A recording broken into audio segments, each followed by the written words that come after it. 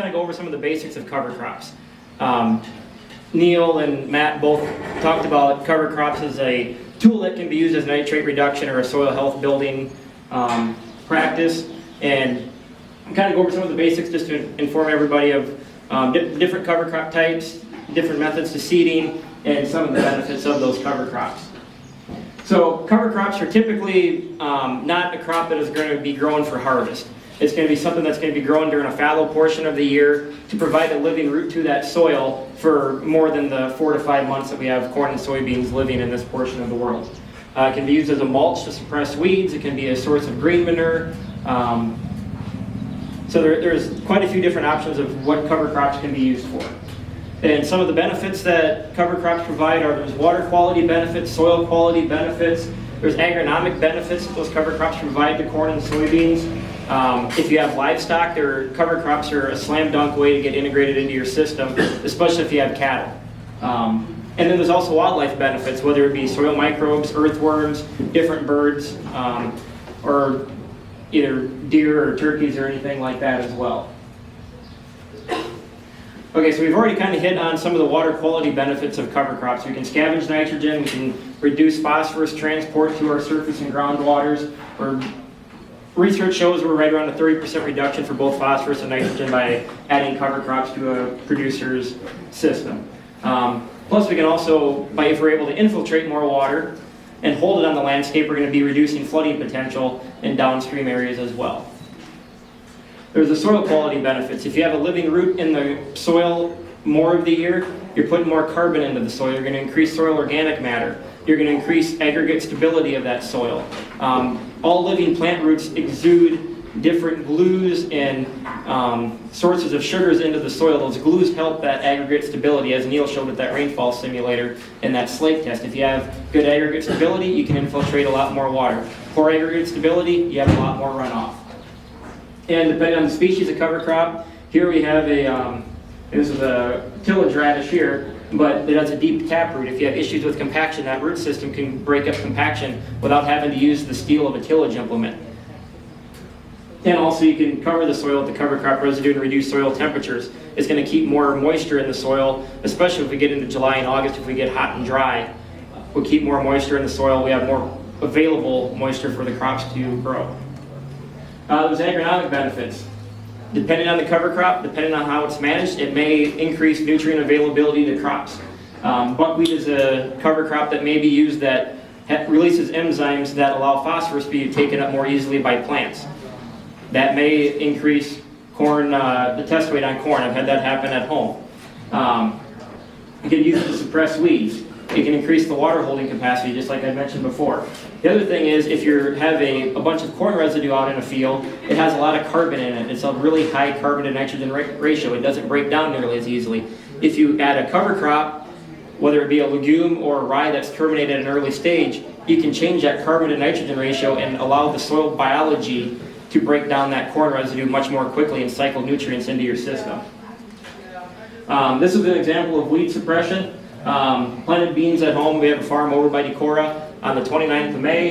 As you can see, it was fairly tall when we planted. By the 24th of June, where we sprayed the rye a few days after we planted, about a month later, it looked about like that. One of our neighbors drove by, pulled in and said, "What do you actually have growing out there?" Because you couldn't really see the soybeans really that well. By the time we got to a few weeks later, in the middle of July, and by the end of July, the soybeans had come up through that dead rye. A lot of guys would like to either roller crimp or roll down that rye so it's flat to allow the beans to come up with full sunlight. Over by Decorah, we have a lot of deer.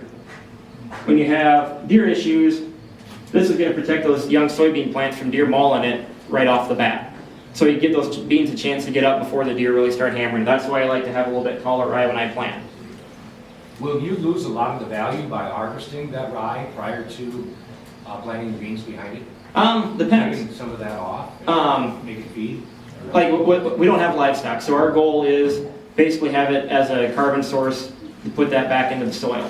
If I had cattle, I'd probably either graze it or look at chopping some of it and then hauling manure back on it and bringing that carbon back. It depends on what your goals are and how you want to manage it. Everybody's system is going to be completely different. The way I manage my cover crops is different than the way Neil might manage cover crops at his place.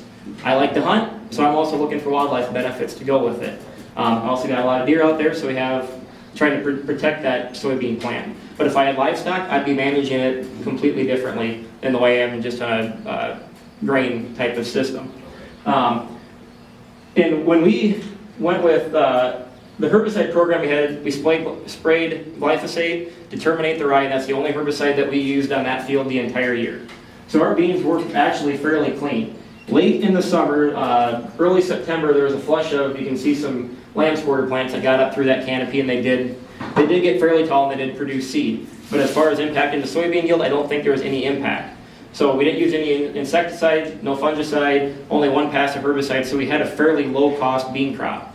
I think our cost of production last year on the beans was about $8.15 per bushel. That was assuming $240 an acre land value. So, but we sold the beans averaging about $9.50 or $9.75, so we were actually able to make fairly decent profit off of that. It might not have been the absolute highest yield that we ever could have got, but it was still fairly profitable.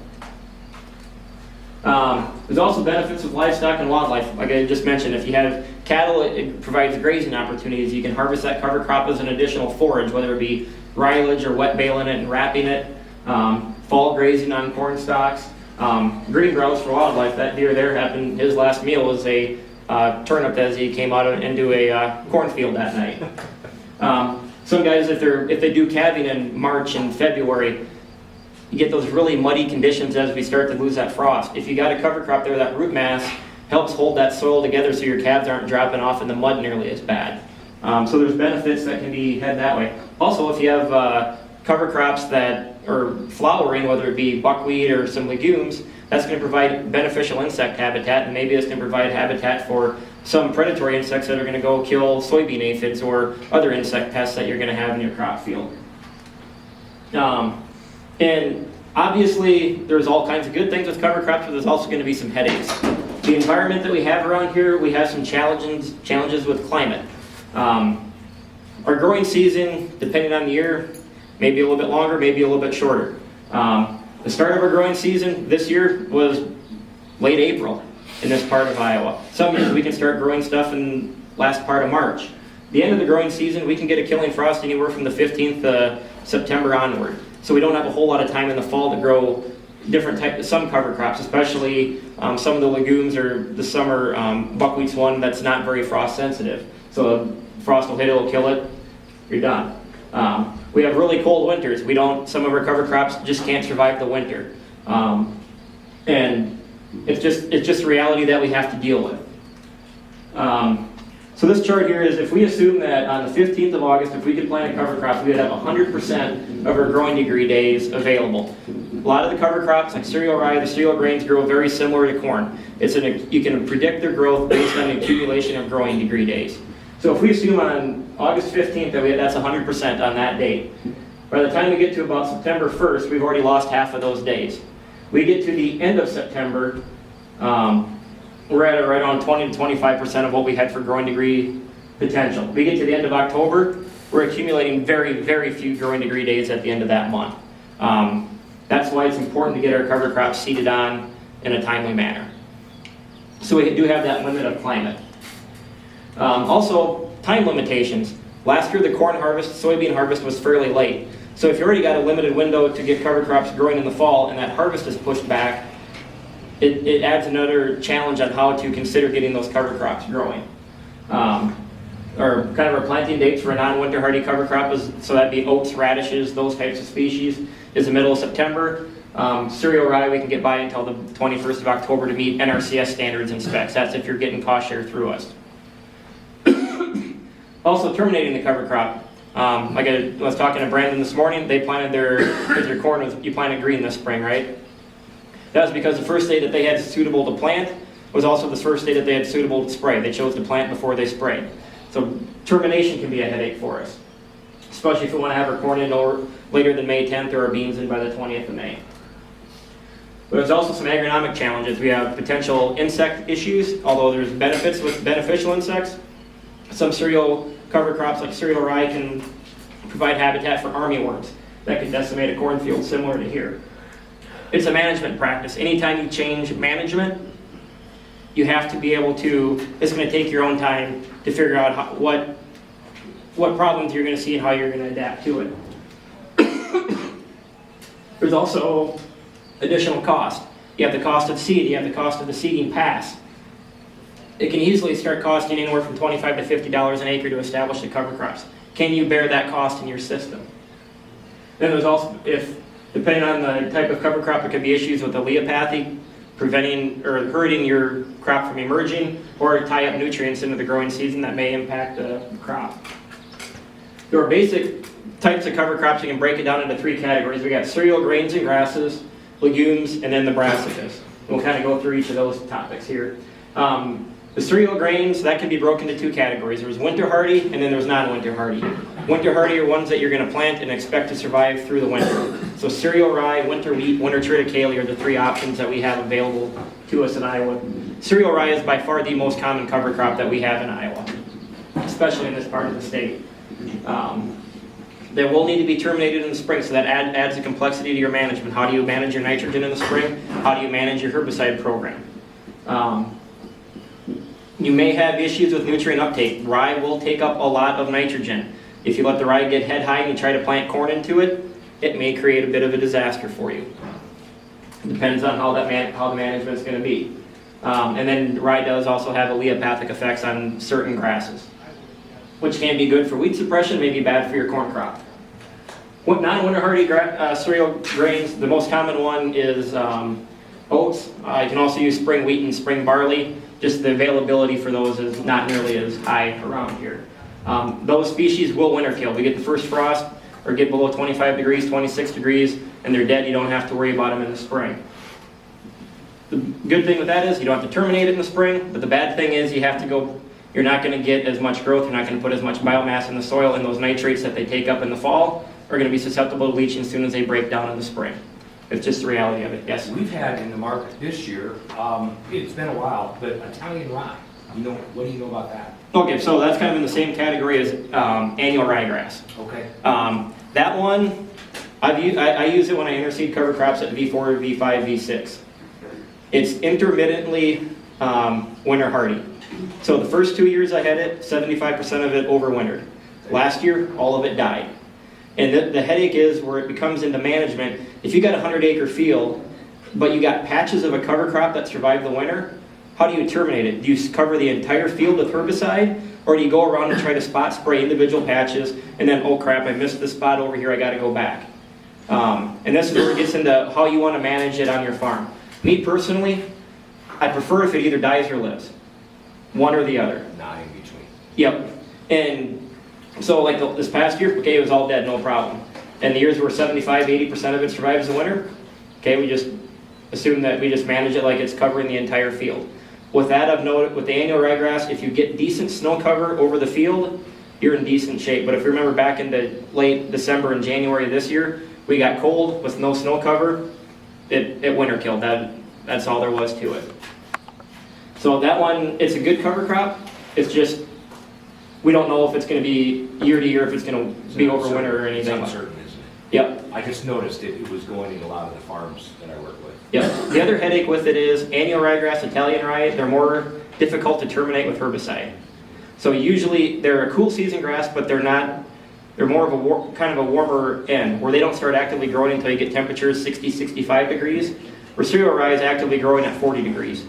So to time a herbicide application, if you're using Italian rye or annual ryegrass, is more difficult.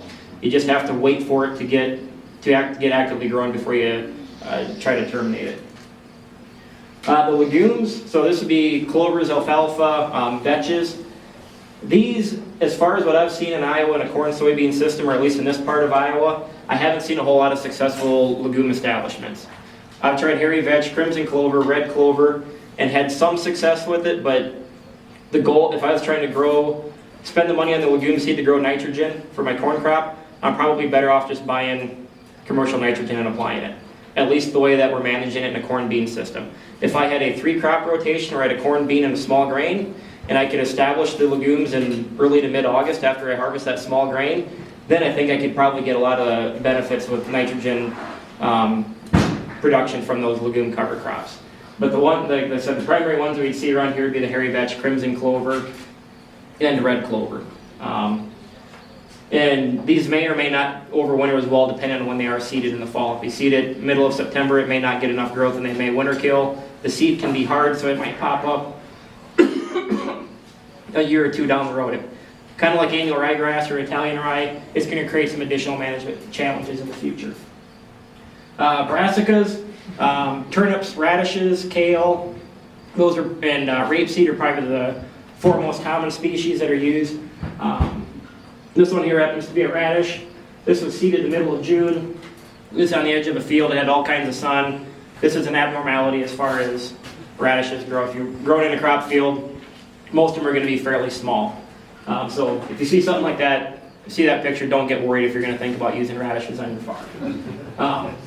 They're really, really good at scavenging nitrogen. They suck up a lot of nitrogen. Thanks, Kathy. But they have deep taproots. They do a great job of soil compaction. They will usually winter kill. I have had turnips overwinter under a snowdrift and grow that following spring, but usually they die over the winter. If nitrogen uptake and reducing that from getting into groundwater is your goal, the one problem is they do decay very rapidly in the spring. The kale, you could eat that, right? Mm-hmm. I've ate those too. They're not as strong as a regular little red radish you'd put in a garden, but they taste fine. I've cut those up with turnips and stuff like that and made soup and stew out of them. So you can eat them as well. So there's another benefit of a cover crop there. It's kind of a garden. For people, organic producers that are doing vegetable production, there's some fumigation benefits of some different nematodes and soil-borne pests that brassicas may be able to have as well. When is the best time to plant some in brassicas? Is there any way to get them into corn beef rotation? Either aerial seeding them. What I do is, we can talk about this a little bit more after lunch. I do most of my cover crops on the corn when I side dress urea at V5. So I side dress urea, add the cover crop seed, and spread it out there. Under the corn canopy in June, it doesn't get enough light for those for the radishes and the turnips to flower. If you got a spot that has full sun and you plant it in the middle of June, they're going to bolt. They're going to send up a seed stalk and they're not going to get any type of tuber like what I showed there.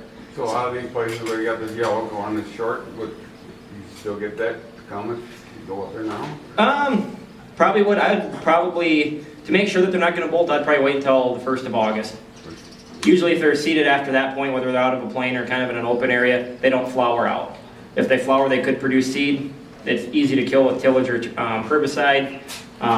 But if they do flower, you don't get the benefit of that taproot going down because they're putting more of their energy into that flowering portion instead of that tuber portion of the plant. If the corn wouldn't grow, then probably radish wouldn't grow either? Or, I mean, if it was too compacted or... Well, the thing is, the radish is going to help knock out they're going to help create holes and drill down and knock out some of that compaction.